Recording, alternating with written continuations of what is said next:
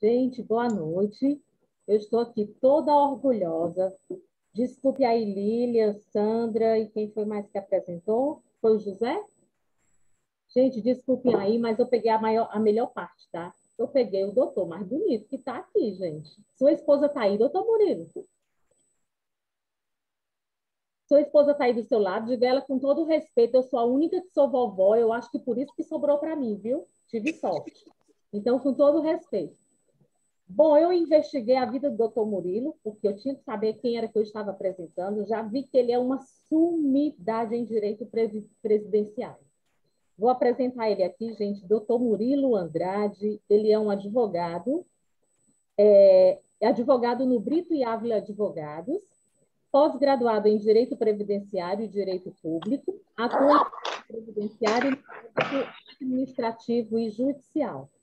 Muitíssimo obrigada, doutor Murilo, por o senhor ter tido essa paciência. E eu acho que nós não vamos sair daqui a uma hora, não. Porque se depender de mim aqui, eu acho que o senhor vai ficar aqui até meia-noite, tá? Brincadeiras à parte. Bom, gente, só lembrando que no chat de vocês tem a lista de presença. Todo mundo quer brinde, então não esqueçam de assinarem a lista de presença. Doutor Murilo, agora a palavra é com o senhor. O senhor tem meia hora, mas essa meia hora não está sendo respeitada. O senhor tem quanto tempo o senhor quiser. Se quiser ficar aqui até amanhã, nós vamos ficar aqui lhe assistindo, tá? E no hall aqui são meia hora para o doutor Murilo, mais 15 minutos de perguntas. Eu acho que esse negócio vai se estender, e se estender, eu acho que eu vou ficar aqui na expectativa que o senhor fique aqui até quando o senhor quiser, tá bom? Boa noite, a palavra é do senhor, isso é só para quebrar o gelo, tá, gente? Porque tinha que ter, né, uma empatia aqui para poder o doutor Murilo se empolgar e falar bem muito legal para a gente, porque o homem é uma sumidade. Inicialmente, uma boa noite a todos. Agradeço pelas palavras de Vânia, com todo o exagero. Inicialmente, eu gostaria de agradecer as pessoas e as entidades que permitiram esse encontro que nós estamos tendo nesse momento, muito enriquecedor. Agradecer à doutora Flávia por ter intermediado esse convite que foi me feito. E, já adiantando, parabenizar a organização pelo formato que foi estabelecido desse nosso encontro, que é muito interessante, porque não é só uma explanação de conteúdo, é uma troca de conhecimento. A minha troca de horário com a doutora Mariana foi muito salutar, porque me permitiu acompanhar as explanações das colegas que falaram anteriormente, me permitiu ouvir os questionamentos que foram apresentados, e tudo isso é um conhecimento que contribui para o meu desempenho profissional na área previdenciária, por exemplo, que nas questões que discutem capacidade, deficiência, está necessariamente ligado a essas informações relacionadas à saúde, ao próprio direito do trabalho. Então, dando seguimento o que foi me solicitado apresentar, que é a questão do direito previdenciário no contexto dos pacientes que são portadores de doenças inflamatórias intestinais, a exemplo da retocolite e da própria doença de Crohn, eu queria primeiro fazer uma separação aqui dentro do direito previdenciário. Existem os benefícios previdenciários, que são aqueles destinados às pessoas que contribuem para o INSS, o empregado, o segurado especial, que é o agricultor, o familiar, o contribuinte individual, que é, por exemplo, o microempresário, aquela pessoa que paga o INSS, independente de trabalhar, o segurado facultativo, por exemplo. E existe a outra área dentro do, vamos colocar assim, do direito previdenciário, que são os benefícios assistenciais, que é basicamente o BPC, que é aquele benefício de prestação continuada direcionado à pessoa portadora de necessidades especiais. Eu vou focar inicialmente nos benefícios previdenciários, que são destinados àquelas pessoas que têm a qualidade de segurado, ou seja, estão protegidos pelo INSS em razão da contribuição que fazem. Seja diretamente aquela pessoa que paga o carnê do INSS, que paga o MEI, por exemplo, ou aquelas que são protegidas em razão de o empregador fazer o recolhimento e o direcionamento dessa contribuição previdenciária ao INSS. No tocante às pessoas portadoras de doenças inflamatórias intestinais, é importante a gente destacar que existe a possibilidade da concessão do benefício por incapacidade, seja ele temporário, que é o auxílio-doença, ou permanente, que é a aposentadoria por invalidez. Às vezes, causa uma certa confusão nas pessoas quando você fala, por exemplo, auxílio-doença, que acaba passando a ideia que o benefício por incapacidade está vinculado à doença, ou seja, a pessoa é portadora de uma determinada doença e, em razão disso, ela tem direito a um determinado benefício previdenciário. Mas, na verdade, a concessão desse benefício está diretamente ligada à incapacidade que, porventura, é gerada por essa doença. Então, por exemplo, a pessoa que sofre de retocolite, ela consegue trabalhar sem nenhum problema. Mas, em determinado momento, existe um agravamento da doença que leva ela a se tornar, de maneira temporária ou permanente, incapaz para desenvolver o trabalho que ela desenvolvia habitualmente. É nesse momento que surge o direito de ir até o INSS buscar essa proteção previdenciária. No caso do auxílio-doença, ele é concedido para a pessoa que precisa ficar afastada do trabalho por mais de 15 dias, mas que a incapacidade é entendida naquele momento como temporária ou parcial, ou seja, após um determinado período de afastamento para tratamento ou recuperação, a pessoa tem condições de retornar à sua atividade habitual de trabalho. Já a aposentadoria por invalidez, que é o benefício por incapacidade permanente, é aquele na qual a incapacidade da pessoa se torna de maneira permanente, ou seja, não existe uma expectativa de recuperação da capacidade de trabalho que permita a pessoa retornar à sua atividade habitual. E isso gera o direito a esse benefício.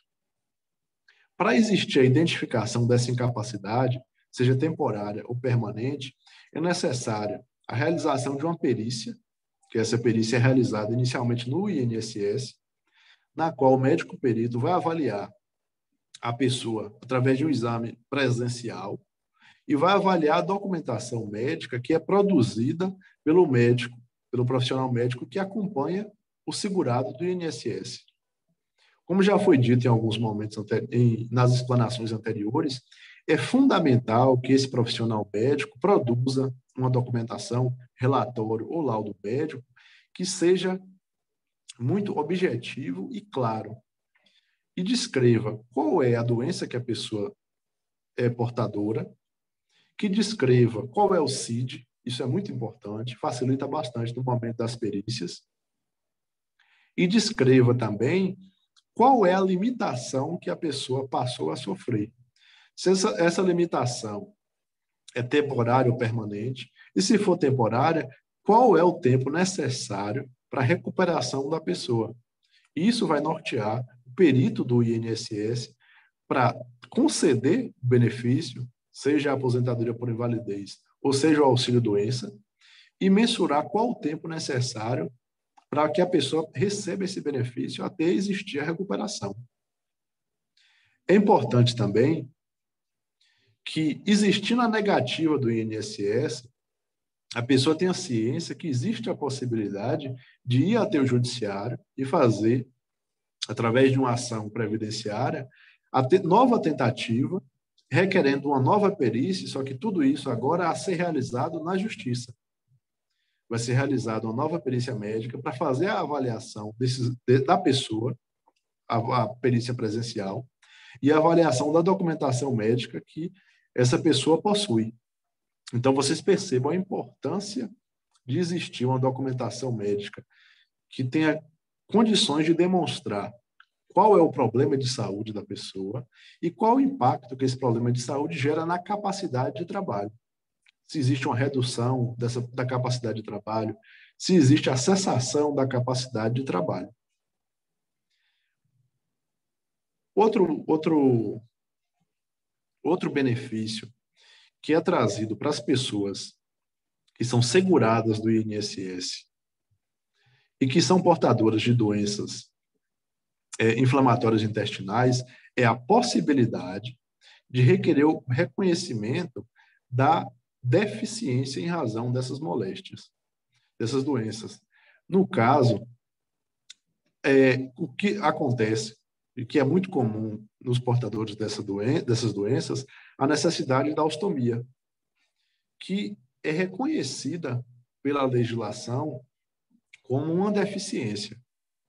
Por outro lado, existem situações que também abrem espaço para requerer o reconhecimento, em razão dessas doenças, da existência de uma deficiência, uma vez que é entendida a deficiência pela legislação como limitações à capacidade da pessoa de desenvolver o trabalho, de conviver em sociedade sem limitações que reduzam sua capacidade de interação, reduz a sua capacidade de trabalho, reduz as suas expectativas de, estando empregado, por exemplo, existir um crescimento da empresa a título de promoção, de desenvolver-se dentro da sua atividade. Sendo reconhecida a existência da deficiência física, existe uma espécie de benefício, que é a aposentadoria especial para o deficiente físico, que permite uma redução do tempo de trabalho e do tempo de contribuição para que a pessoa consiga a sua aposentadoria. No caso, a título de exemplo, dependendo da gravidade dependendo da gravidade dessa deficiência, existe a possibilidade do homem se aposentar com 25, 29 ou 33 anos de contribuição, essa gradação de acordo com a gravidade da deficiência, e a mulher se aposentar com 20, 24 anos ou 28 anos de contribuição de acordo com a gradação dessa deficiência. Existe a possibilidade também da mulher se aposentar com 55 anos de idade e o homem com 60 anos de idade, tendo 15 anos de contribuição comprovada, na qual a pessoa esteja submetida a alguma determinada deficiência. O ponto mais importante para os portadores de doenças inflamatórias intestinais que não foram ostomizados, porque os ostomizados já existe a previsão do reconhecimento da deficiência, é que existe uma perícia médica a ser realizada pelo INSS, a qual foi normatizada por uma portaria interministerial que define quais são as condições para ser reconhecido o direito à aposentadoria do deficiente físico. Em muitas situações, em razão das limitações que essas doenças inflamatórias causam nos seus portadores, é possível preencher esses requisitos objetivos e, com isso, ser reconhecido o direito à aposentadoria especial do deficiente. Aqui eu rememoro o que a doutora Flávia pontuou, que a necessidade de o paciente armazenar toda a documentação médica ao longo do seu histórico de tratamento, porque são essa documentação que tem condições de, em uma perícia dessas, demonstrar o histórico da doença da pessoa, desde o seu surgimento até um agravamento, que possa demonstrar a correspondência entre os sintomas, as sequelas e uma deficiência, para dar direito a essa aposentadoria especial do deficiente físico. Dentre o outro, que não seria um benefício, mas é um serviço que o INSS deve prestar ao segurado, é o que a gente chama de reabilitação, que consiste na atuação do Instituto, do INSS, para permitir uma reabilitação ou a reeducação do segurado para que ele possa exercer uma nova atividade laboral, um novo trabalho. Por que isso? Porque um agravamento de uma doença de Crohn, por exemplo, pode impedir que aquela pessoa continue a exercer a atividade que sempre exerceu. Vou usar como exemplo motorista, por exemplo. Aí, no caso, essa reabilitação ou reeducação, o INSS deve fornecer um curso, por exemplo, na qual a pessoa tenha condições de aprender uma nova atividade laboral. Vamos usar como exemplo auxiliar administrativo. Por que é importante chamar atenção para isso? É porque a pessoa que é reabilitada, ela entra na cota obrigatória de deficiente e reabilitado, que é previsto na Lei 8.213, a qual as empresas devem obrigatoriamente preencher, que são aquelas cotas para PCD. Ou seja, existe uma obrigação de empresas, de acordo com a quantidade de funcionários, ter uma determinada quantidade de funcionários que sejam deficientes ou reabilitados.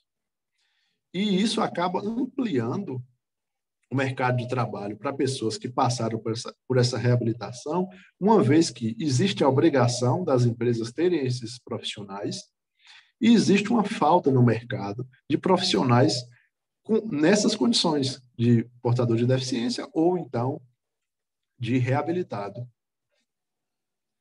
Fechando essa questão das pessoas que são seguradas do INSS e têm direito a esses benefícios previdenciários, auxílio-doença, em razão da incapacidade temporária, aposentadoria por invalidez, em razão da incapacidade permanente, aposentadoria especial do deficiente físico, em razão de ser portador de alguma deficiência, sendo que, no caso dos portadores de doenças inflamatórias que foram ostomizados, eles são reconhecidos pela lei como deficientes físicos, e aqueles que não tiveram esse reconhecimento por não ser ostomizado, pode pleitear isso, inclusive judicialmente, uma vez que existem limitações que são impostas por essas doenças, que são semelhantes a uma deficiência física.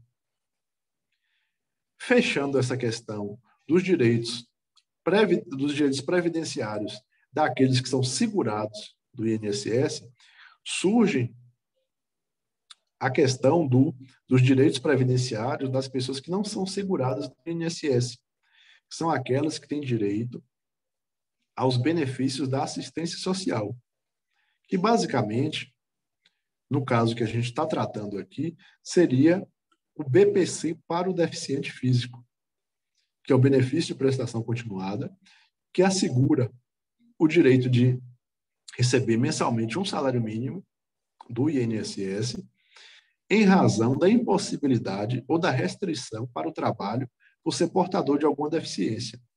Então, aquela pessoa que foi ostomizada, ela já tem o direito à percepção desse benefício.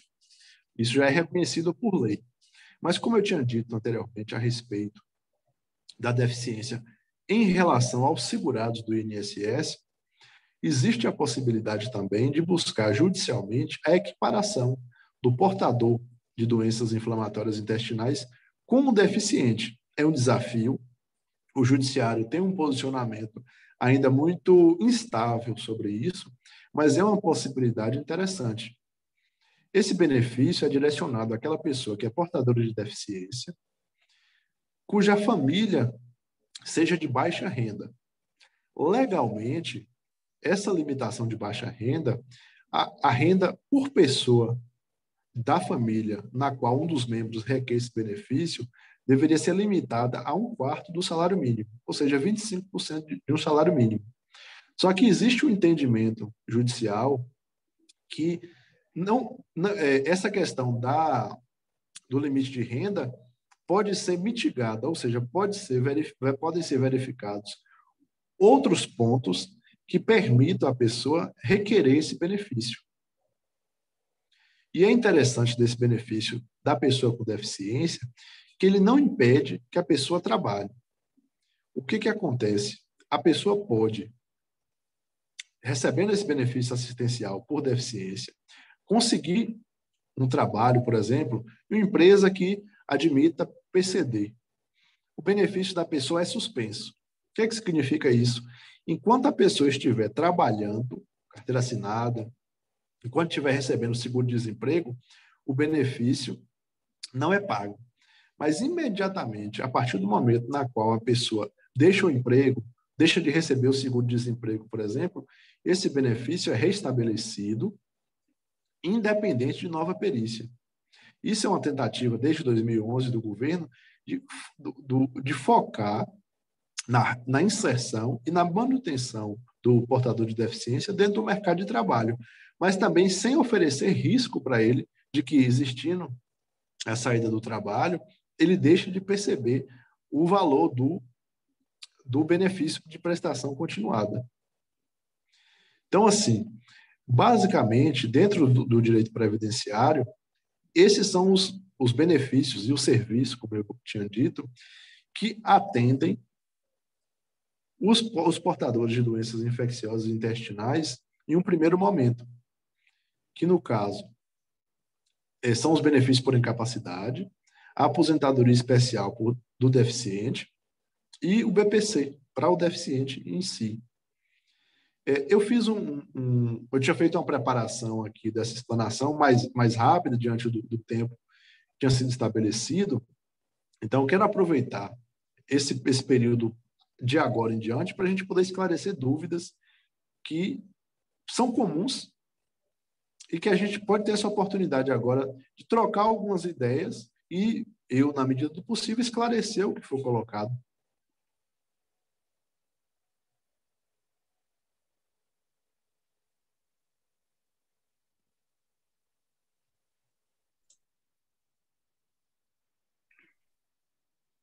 Doutor Murilo, Sim. nós estamos com várias perguntas aqui no chat, mas nós vamos pedir para as pessoas que abram os microfones e façam as perguntas diretamente ao senhor, tá? A Lúcia Helena fez uma pergunta aqui, a Fabiana Maria também, deixa eu ver quem mais. O Marcelo fez uma pergunta, então vamos pedir que todo mundo já abra o microfone e faça a pergunta diretamente ao senhor. Tá, pessoal? Vamos combinar dessa forma. Posso ir? Bom, boa noite, doutor, tudo bem? É o seguinte, eu tenho retocolite, né? E aí o médico me deu toda a documentação, passou o laudo e tudo, só que como no Tocantins eu não tinha o tratamento de infusão, por ser tudo muito novo. Então, eu consegui fazer em Brasília. E aí pediu para que eu procurasse o CRAS do município. E eu procurei já depois de 7 meses. Sendo que eu passei por todas as demandas judicial e tudo, não obtive êxito, tanto no município e no estado. E aí fui para a União, que me mandou para Brasília. E quando eu procurei o CRAS, a assistente social foi super mal educada e dizendo que eu não entraria na questão de ter acesso, né? Na questão que eu só fui atrás da passagem interestadual para conseguir fazer o tratamento correto. E aí, como na hora que ela teve esse transtorno, e eu já fiquei com o emocional totalmente abalada e acabei ficando internada por conta disso, eu, tipo assim, desisti de procurar o meu direito, assim, se eu realmente tenho esse direito de passagem ou não, porque ela falou que eu não tinha esse direito, que era fazer uma carteira e tal. Não tenho, não fiz outra cirurgia, só para a questão de dar continuidade no tratamento, porque ele disse que eu estava com uma doença muito ativa. Boa noite, Lúcia, tudo bom? O que acontece? Essa discussão a respeito do enquadramento das doenças inflamatórias intestinais com deficiência, que eu tinha pontuado, é muito desafiador, porque legalmente não existe essa previsão, certo? O que a gente tenta conseguir é que exista a equiparação, ou seja, que exista o reconhecimento que as limitações da retrocolite, por exemplo, equivalem às limitações que uma pessoa com deficiência, dentre as deficiências listadas, sofre. Para existir nessa equiparação, ser assegurado os mesmos direitos que a pessoa com deficiência tem. Mas, como eu pontuei, é desafiador isso, porque existe a necessidade de uma análise médica, existe a necessidade dessa triagem inicial do CRAS, que faz o cadastro para até mesmo ter o direito a buscar o BPC, a buscar essa carteira que você destacou, que possibilita as viagens interestaduais, que possibilita o transporte urbano também, sem a necessidade de custeio por parte da pessoa. Então, é desafiador isso. Você levou ao teu judiciário o questionamento a respeito do reconhecimento da deficiência ou focou nessa questão da possibilidade de transporte interestadual?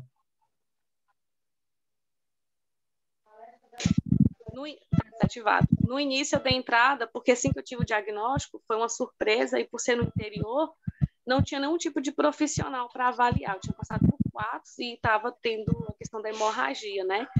E aí eu entrei pedindo ajuda, porque todos os médicos que eu falava, eles falavam, não sei como te ajudar. Eu fui até para a capital. E aí eu peguei todas as documentações de exame particular, eu entrei na defensoria e relacionou o Estado.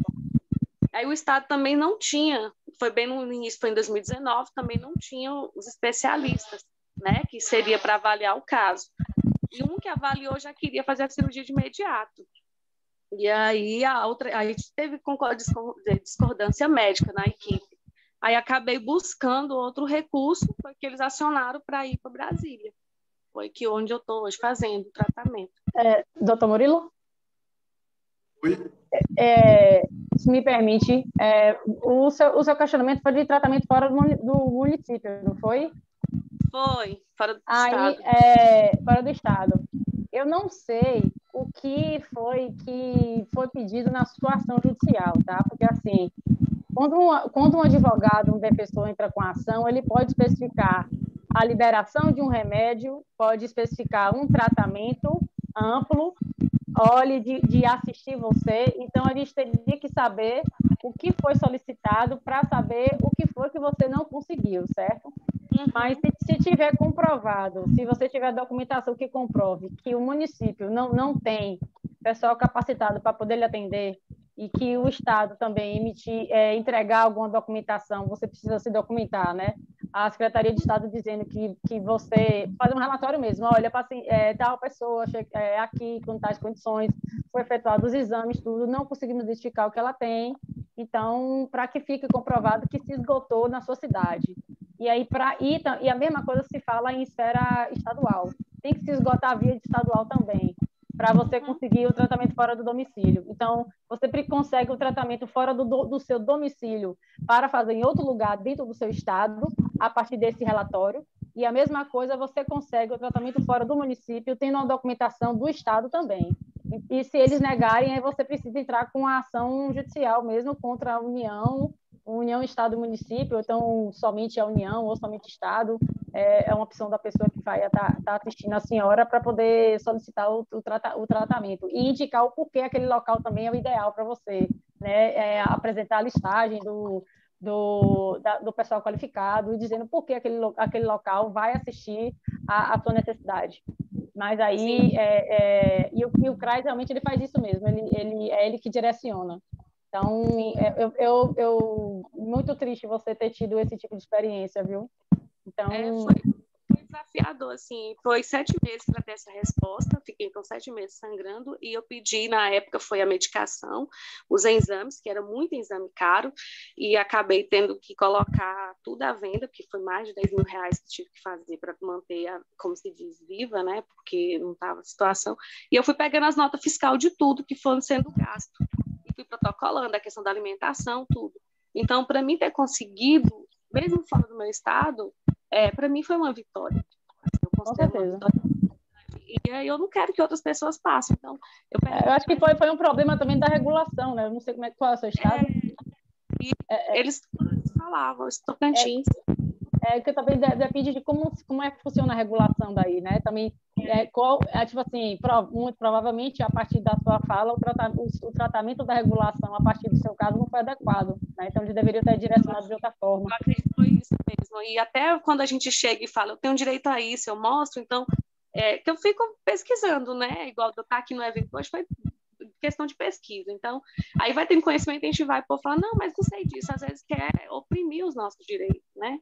E Não, aí mas pronto, você pode procurar as suas vias da Defensoria, Ministério Público, tudo, para você conseguir seu tratamento fora do seu estado. Agora se documente e documente que esgotou as suas possibilidades aí, na sua cidade e no seu estado, viu? Eu não vou interromper não, porque a fala do doutor Murilo, eu terminei me embaralhando com o meu PowerPoint e me estendendo, então eu não quero abusar do meu tempo, viu, gente? Desculpa. Ok. Mas essas informações são importantes, até porque é um problema que a gente enfrenta nessa questão de doenças raras. É a falta de profissionais médicos mesmo, que têm um conhecimento específico. Por exemplo, as pessoas que enfrentam a dificuldade de diagnóstico, a dificuldade que os próprios peritos do INSS, do Judiciário, têm em identificar isso. Entendi. Eu chamo a atenção para o fato de que, legalmente, o perito não precisa, do INSS, o perito da Justiça Federal, da Justiça Estadual, por exemplo, não precisa ser especialista na área da qual a pessoa sofre determinada doença. Mas, em alguns casos, quando a doença é muito específica e é de difícil identificação, por exemplo, doenças psiquiátricas, demandam a realização de perícia e avaliação por médico psiquiatra, médico especialista nessa área. Então, eventos como esse, uma atuação da ADI Brasil e das demais entidades que atuam nessa área é muito importante para conscientizar e levar conhecimento ao judiciário, aos corpos clínicos de médico, perito da Justiça, do INSS, a respeito dessas doenças. Permitir que eles consigam identificar quais são as sequelas e quais são os sintomas que possam, por exemplo, causar incapacidade para o trabalho, seja incapacidade temporária ou permanente, que é uma questão que desafia esses profissionais também. Não é algo simples. Entendi. Obrigada. Doutor, nós estamos com perguntas aqui no chat da Fabiana Maria, a Lúcia Helena, que fez a pergunta agora, né, Lúcia? A Simonelli Carvalho, a Keliane também, a Grácia Donadelli. Então, pela ordem das perguntas que as pessoas postaram aqui, porque o Edinaldo está com a mãozinha levantada ali também, querendo fazer pergunta. Vamos combinar, para todo mundo conseguir fazer essas perguntas, vamos combinar pela ordem que as perguntas foram postadas aqui no chat, pode ser? Podemos fazer dessa forma? Fabiana Maria, você quer fazer a sua pergunta agora, por favor?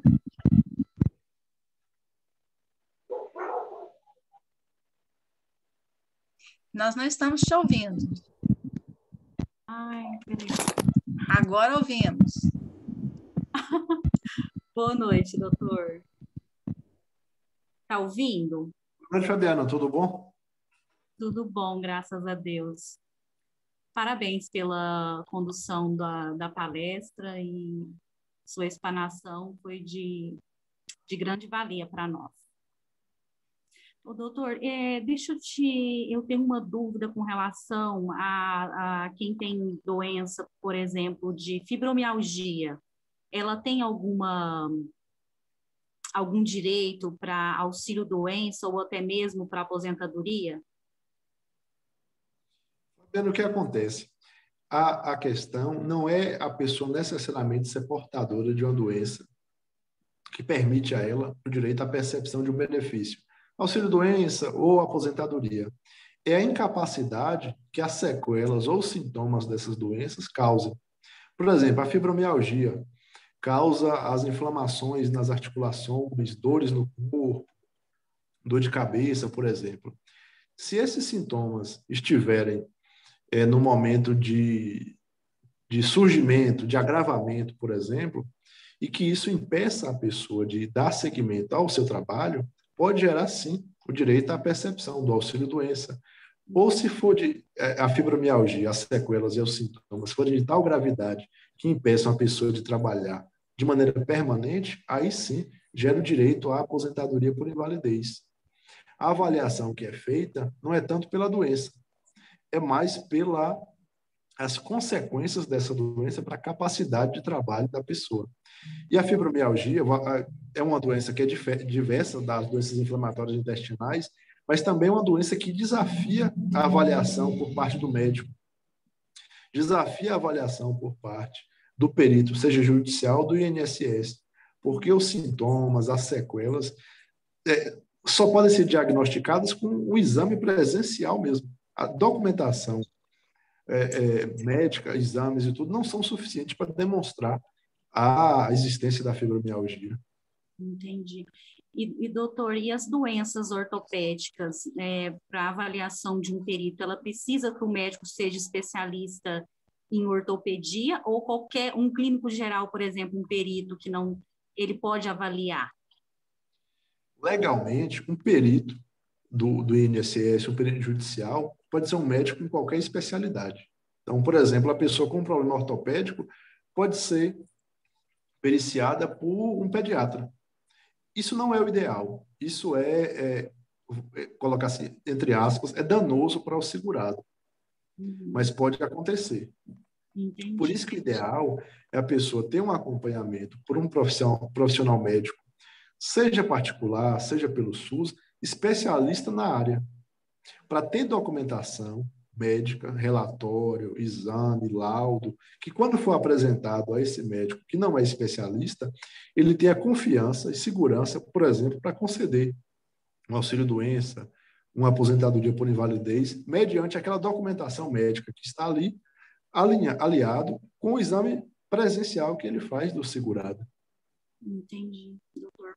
Então, porque eu não sei se com a mudança da nova lei, como que ficou o período de carência, se continua, mas eu trabalhei por 10 anos numa empresa e eu entrei depois com auxílio-doença, eu fui negada por várias vezes, fiz por perícia, não pela fibromialgia em si, porque meu médico fala que as outras patologias estão relacionadas com a fibromialgia.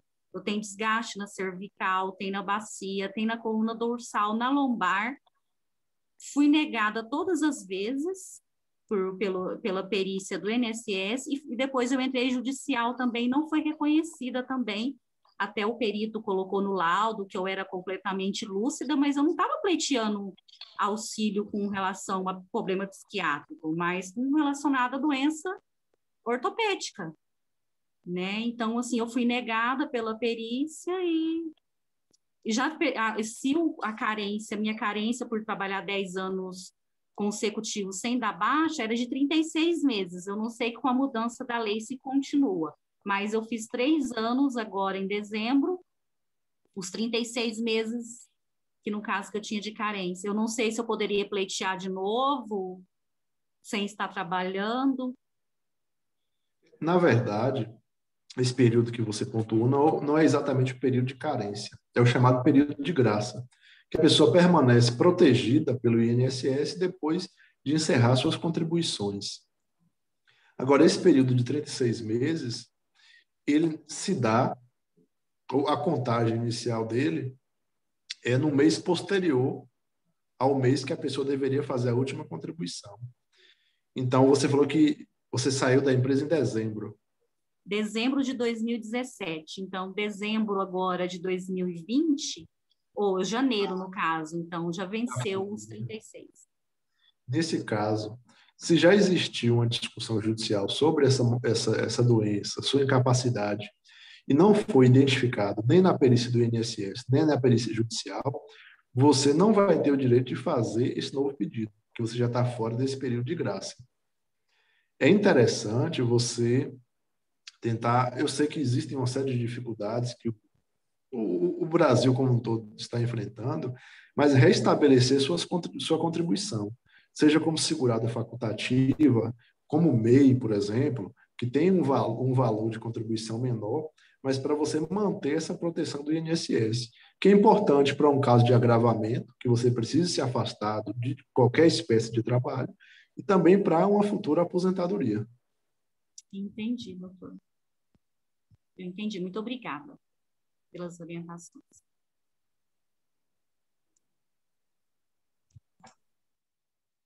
Bom, vamos seguir. Nós estamos divulgando aqui no chat uma listinha das perguntas que querem perguntar. Parece que a próxima é a Simonelli, né, Simonelli? Pode abrir seu áudio, por favor. Oi, boa noite. Boa noite.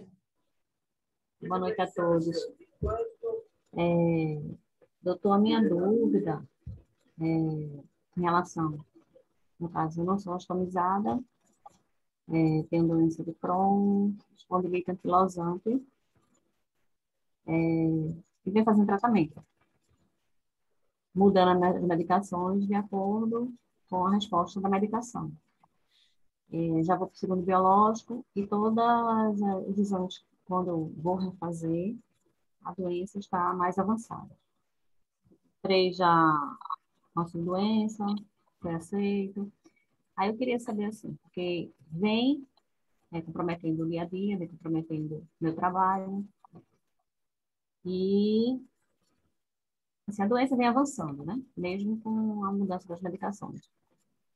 Eu queria saber em relação ao processo de aposentadoria, existe, assim, só com o decorrer da renovação do auxílio-doença, ou o médico, ou é lá o perito no INSS que avalia isso, essa incapacidade. No caso, a incapacidade não é completa, né? Em Caso parte, né? adulto, Aí, no caso, a pessoa ficar sempre renovando esse auxílio-doença, ou tem outra forma de a pessoa conseguir um tempo maior para poder conseguir, né? Assim, se tratar e ter uma resposta melhor, né? Porque, assim, trabalhando, não estou conseguindo trabalhar como eu trabalhava, né? Então, eu trabalho por conta própria. Então, o retorno também é menor, né? Se eu trabalhar, não entra. Então, eu queria saber em relação a isso. Fica só nesse auxílio-doença mesmo? Até quando? E o processo da aposentadoria, como é que acontece? Já que tem essas duas doenças, né? entendi. O que acontece? Numa situação dessa, a avaliação, que é feita como a senhora pontuou, é sobre a expectativa de recuperação da capacidade de trabalho.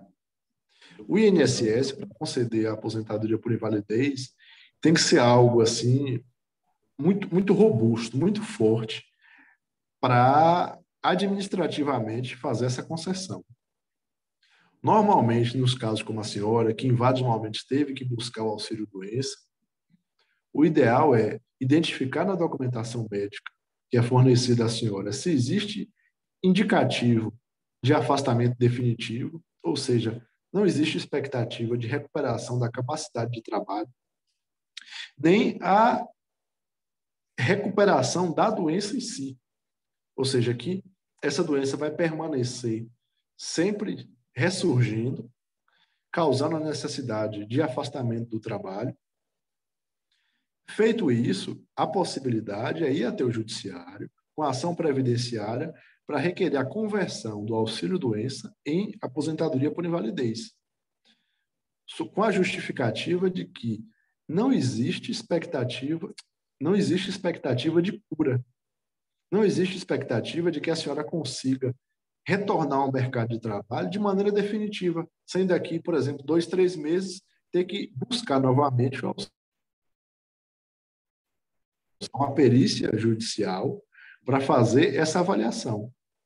Inclusive, essa doença, no caso que a senhora pontuou, que é a epicondilite. A espondilite anquilosante e a doença de Crohn. São duas doenças Ela é, degenerativas e sem cura, né?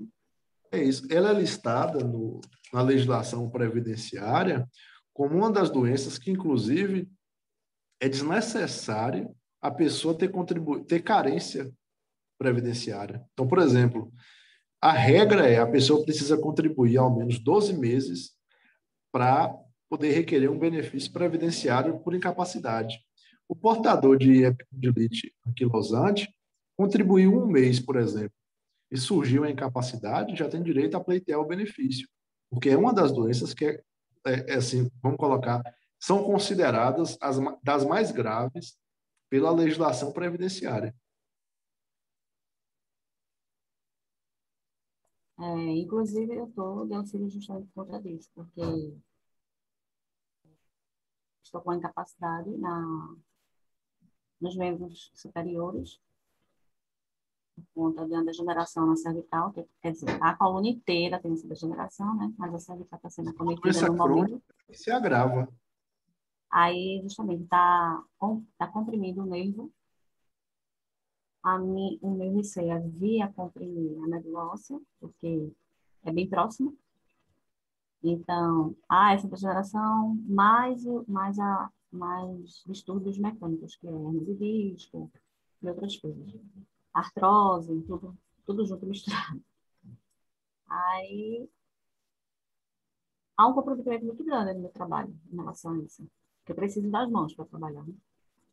E há um comprometimento muito grande.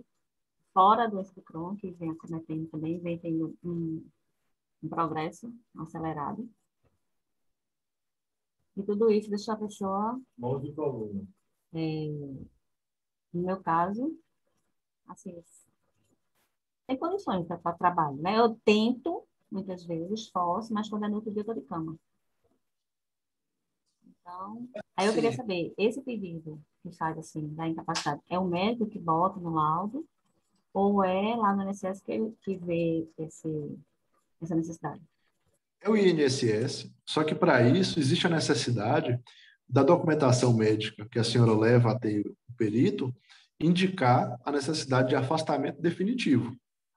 Então, no laudo teria que constar quais são os problemas as doenças, quais são os problemas que essas doenças causam, os sintomas, as sequelas, e a necessidade do afastamento definitivo, se o médico assim entender, para poder apresentar ao INSS. E caso o INSS negue essa conversão, a senhora poder pleitear judicialmente a conversão do auxílio-doença em aposentadoria por invalidez.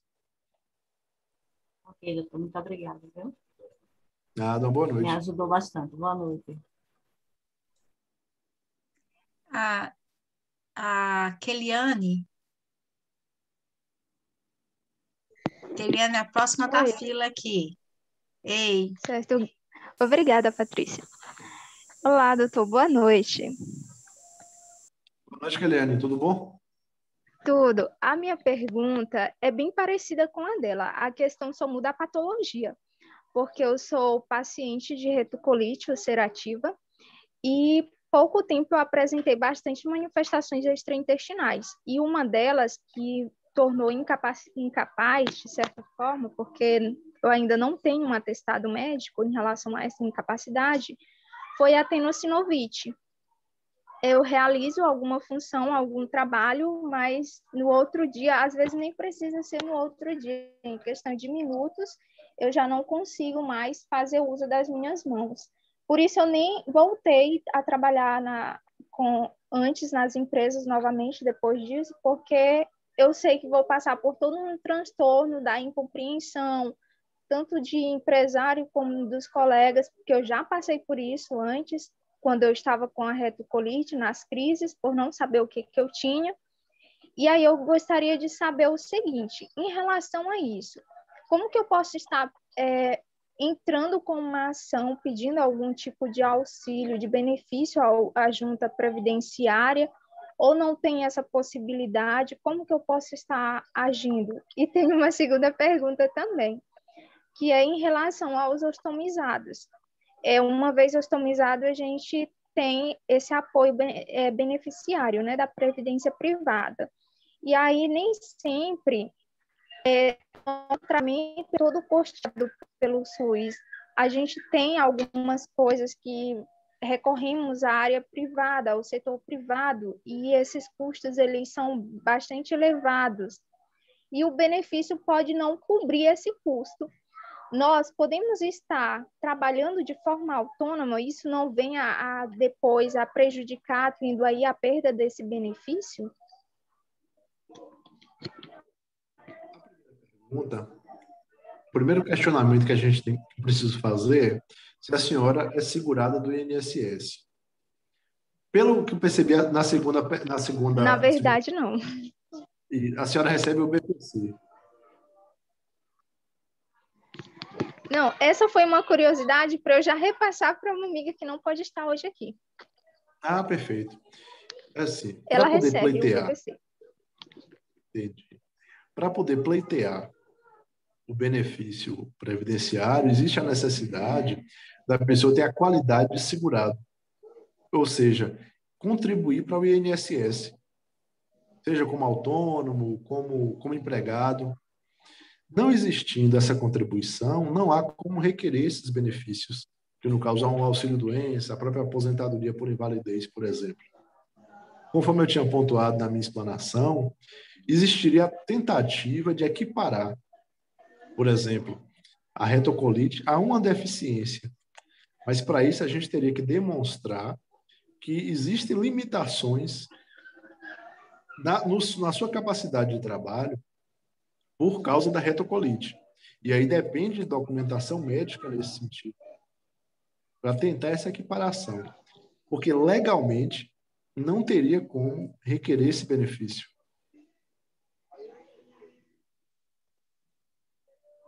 Aí só restaria a possibilidade de requerer o BPC, mas tentando fazer esse enquadramento. Obrigada, Certo. doutor Murilo. Obrigada. Desculpa, Keliane. Não, tranquilo, Patrícia, tranquilo. Ele respondeu as duas questões. Tudo Tem bem. outra questão que eu queria falar também, porque eu pontuei isso na minha explanação. O que existe a pessoa que recebe o BPC é a possibilidade dele exercer uma atividade remunerada, só que o benefício é suspenso. Ele fica sem receber enquanto estiver exercendo essa atividade remunerada. Em momento posterior, que ela deixou de exercer essa atividade remunerada, o benefício é restabelecido, independente de receber ou de passar por uma nova perícia médica pelo INSS. Ou seja, a pessoa trabalha, enquanto isso está sem receber o BPC. Depois, quando para de trabalhar, sai do emprego, por exemplo, o BPC retorna sem necessidade de uma nova perícia. Obrigada, doutor Murilo. Obrigada, doutor. Respondida. Edinaldo, por favor. Edinaldo? Sim, pois não. Então, eu estou com uma dúvida referente a... na verdade, já fui num órgão chamado FUNAD, né, que representa onde tem os benefícios, onde as pessoas com deficiência vão até eles para requerer algum benefício, certo? Só que eu procurei saber se existia, justamente sobre esse entendimento do direito, né, se a pessoa com retocolite ulcerativa, uma doença autoimune crônica, poderia pleitear algum benefício, seja ele qualquer, né? Não somente na questão de se colocar como aposentadoria, mas sim na questão também de ter um benefício como passagem gratuita, né? Porque muitas vezes a gente sofre de alguma forma essas condições aí. E aí eu gostaria de entender um pouco mais como é que funciona, se já tem alguma decisão do STF, se já tem alguma decisão de outro juiz, né? Qualquer vara aí, para poder entender como é que funciona isso e poderia se utilizar. Boa noite, Edinaldo. Quanto a essa sua pergunta, foi como eu tinha pontuado. A retocolite, por exemplo, a doença de Crohn, elas, pelo que a lei diz, não dão direito ao reconhecimento da condição de deficiente, certo? Então, existe a necessidade de, no caso específico, com base na documentação médica da pessoa, fazer uma tentativa no judiciário, no INSS. Eles não têm nem a possibilidade de conceder isso, mas no judiciário, de pleitear a equiparação entre a doença e a deficiência, pelas limitações que essa doença, por exemplo, a retocolite, gera para o dia a dia da pessoa, para a capacidade de trabalho para a pessoa, para a interação social da pessoa. Então, é um desafio, porque vai depender da interpretação do juiz, vai depender da interpretação do médico perito que fizer a avaliação da documentação médica e da pessoa para possibilitar essa equiparação ou não. Existe precedente, salvo engano, tem um do Tribunal Regional Federal da 4ª Região, que é do sul do Brasil, dessa questão da retocolite. Mas não é necessariamente a doença em si, mas é o contexto.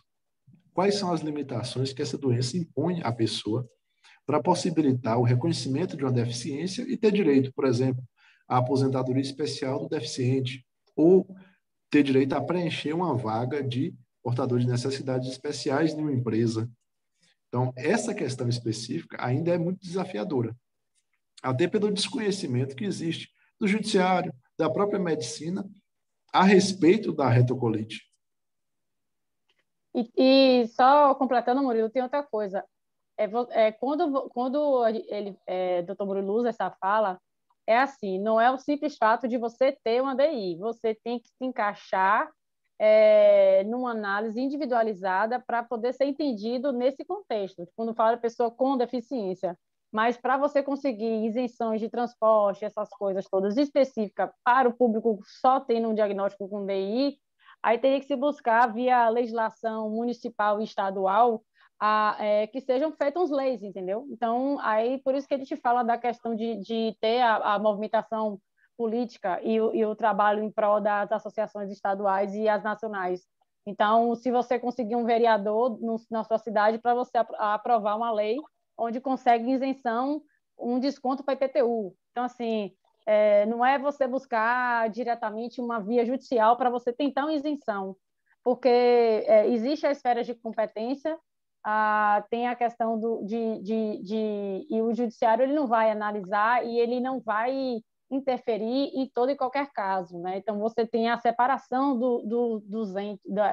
de cada ente, né? O judiciário não interfere o tempo todo no executivo, não interfere o tempo todo no legislativo, ele interfere quando existe alguma coisa que ele precisa ser chamado para poder se manifestar. Então, se falta se você quer somente se enquadrar em uma lei que fala de isenção de transporte público para a pessoa com deficiência e você se encaixa nesse conceito, é uma coisa.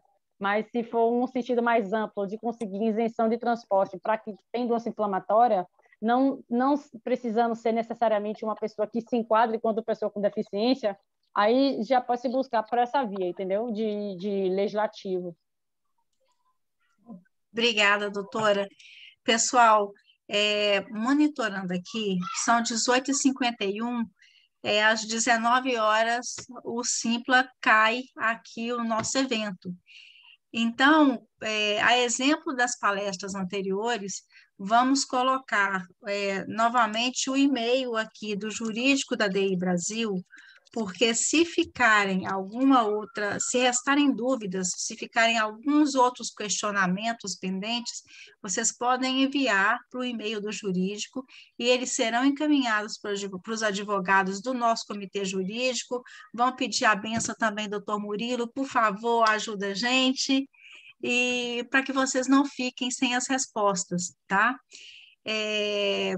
Antes do encerramento, eu gostaria, nós estamos falando de leis, e aí o Edinaldo trouxe essa questão de isenção para transporte, de isenção para IPTU, essas coisas todas. Uma coisa, isso aí é para vocês entenderem, isso, e aí a doutora Flávia respondeu que isso aí se dá através de leis municipais, de leis estaduais, né, doutora? Isso é para vocês entenderem a importância das associações em cada estado. Daí que vem a importância. Hoje, nós já temos leis estaduais para que tornaram oficial o Maio Roxo em vários estados do país, tá? Em vários estados. Eu acho que nós estamos com umas 12 leis, 11 ou 12 leis. Isso é bastante importante. Olha só, a partir dessas leis que criaram, que tornaram oficial o Maio Roxo, é que nós conseguimos divulgação através de órgãos públicos, através de empresas de transporte, nós já conseguimos, através do colocar divulgação, colocar vídeo em estádios de futebol. Isso tudo para divulgação, isso é muito importante. Agora, o trabalho das associações, como a Bruna, presidente da DI Paraíba, muito bem pontuou, e o Wagner também, lá em Alagoas, o que eles disseram é que as associações estaduais são bebês, elas estão começando o trabalho agora. E o que fortalece uma associação estadual? O que dá força para que essa associação chegue na Câmara dos Vereadores, ou na Assembleia Legislativa e consiga leis que possam beneficiar vocês em cada estado, em cada município. O que fortalece uma associação são os associados, gente. Tá? Então, os portadores, as famílias dos portadores, os amigos dos portadores. Então, aproveitem, saiam daqui hoje com essa, juntos somos mais fortes, né, doutora? Saiam daqui hoje com essa mensagem, com esse aprendizado, com essa experiência. Os direitos que nós buscamos dependem de cada um de nós. E quem pode nos representar, quem pode fortalecer, são as associações em cada estado. A DEI Brasil trabalha no âmbito federal, nós estamos aí com um projeto de lei federal, mas quem pode fortalecer vocês em cada lugar onde vocês vivem, em cada estado, em cada município, é a associação do estado de vocês. Então, juntem-se, não deixem a diretoria trabalhando sozinha, porque a diretoria é muito pequena de todas as associações, a diretoria precisa de todos os voluntários. Não pensem que, olha, eu não posso ajudar, não posso estar lá todo dia, não. Eu só posso fazer... eu não posso fazer nada, eu tenho na minha semana inteira eu tenho 15 minutos, gente, às vezes são exatamente os 15 minutos que aquela associação estadual está precisando, o que eles precisam de 15 minutos do seu tempo para responder um e-mail, que seja. Então, nunca pensem que um trabalho voluntário, que se você pode fazer pouco, nunca pensem que isso é pouco, tá? Se todo mundo der 15 minutos, tirar 15 minutos por semana para colaborar numa associação estadual, vocês estarão fazendo muito. É trabalho de formiguinha, é a organização das colmeias, é a organização do formigueiro, né? Está lá todas as formiguinhas operárias trabalhando e eles são um exemplo de organização e de como isso pode funcionar quando está todo mundo junto, quando está todo mundo colaborando, nem que seja um pouquinho assim.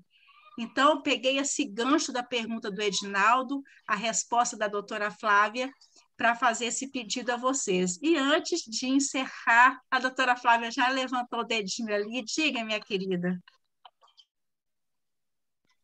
Não, é só para lembrar as pessoas que assim, a associação é formada por pacientes igual a vocês. Então, assim, vai ter dias que eles também não vão estar bem, entendeu? Então, por isso que quando o Paty fala de todo mundo dar um pouquinho, porque daqui a pouco, os 15 minutos que você tem tempo, é uns 15 minutos que você tem um colega da associação que está com disposição, porque ele passa pela mesma coisa que você passa. Então, meio que você entender que ou junta para poder fazer acontecer, ou realmente a gente vai ter que somente receber o que vem, né? Pois é, todos nós queremos a luz acesa e a coisa mais simples do mundo é ir ali e apertar a tomadinha que está na parede para fazer essa luz acender. É muito simples, é só o tempo de chegar ali e apertar, e todo mundo pode fazer isso, todo mundo pode colaborar. Vou deixar aqui o nosso muito obrigada em nome da DI Brasil, de todo o time da DI Brasil. agradecer a todos os palestrantes, agradecer a presença ilustre da Mani, gente, muito gracinha, muito bom te ver de novo. Nós somos muito amigas, mas a correria do dia, ela com as coisas dela, eu com as minhas, isso pessoalmente a gente não consegue se falar muito, mas é uma alegria muito grande estar aqui com você, Mani. Agradecer a cada um dos representantes das estaduais, a cada um dos palestrantes, agradecer, agradecer, agradecer. Não tem palavras para a gente expressar a alegria de estar com vocês aqui, driblando a pandemia, driblando essa distância que esse vírus impõe para a gente de uma forma virtual, mas muito conectados, muito juntinhos. Obrigada a todos. Amanhã tem mais, e amanhã começa às 16 horas, tá? Nós esperamos todos vocês aqui. Um beijo enorme, gratidão. Até amanhã, gente. Gente, só um pedido, Patrícia. Amanhã convidem pelo menos mais 5 pessoas. E olha o que eu disse, não valeu a pena a palestra do meu doutor? Valeu, palmas para ele.